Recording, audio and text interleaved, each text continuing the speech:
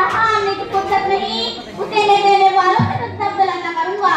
अगर क्या चीज है वो अल्लाह ताला का दीदार है, यानी अल्लाह ताला फरमाते हैं ऐसे शख्स को अपना दीदार अता करूंगा। सामाईने कराम, इसलिए कुरान को पढ़ना चाहिए, कुरान को सीखना चाहिए, कुरान की तिलावत करनी चाहिए। कुरान देता ही देता है। हज़रत अब्दुल्लाह बिन मसऊद रज़ियल्लाहु अन्हु की रिवायत है, वो फरमाते हैं जो शख्स कुरान करीम का लफ्ज़ पढ़ेगा उसके लिए एक नेकी है, एक नेकी का दर्जा क्या है। इस तरह अलीफ फास लाम फास मीम फास इनका मजमूआ 3 हाथ है। एक हर्फ तिलावत कर हमें कम से कम 10 नेकियां मिलती है और ज्यादा की कोई हद नहीं।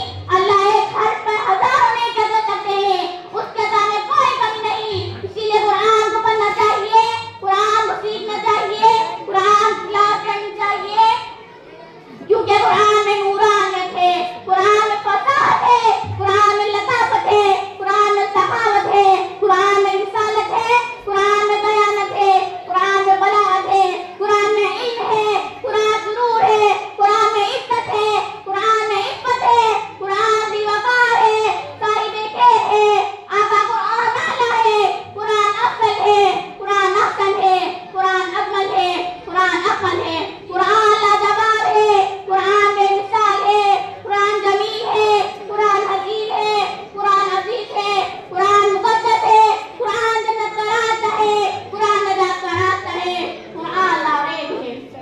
सामाईने कराम, कुरान करीम का दुनिया की कोई किताब मुकाबला नहीं कर सकती। ये वही किताब है जिसके मुतालिक कल क़यामत के दिन अल्लाह ताला अपने बंदों से फरमाएंगे, ए मेरे बंदे कुरान करीम पढ़ता जा, उस जन्नत के दरजों पे चढ़ता जा और इस तरह पढ़ जैसा कि तू दुनिया में ठहर ठहर कर पढ़ा करता था, और तेरा आखिरी मकाम वही होगा जहाँ तेरी आखिरी तिलावत खत्म होगी। इसीलिए आप खुद अंदाजा लगा सकते हैं कि कुरान मजीद कितनी बड़ी किताब है। ये किताब 14.5 साल से पढ़ी जा रही है, लेकिन इसका मजा वही है 14.5 साल पहले था। अल्लाह से दुआ करें कि अल्लाह ताला मुझे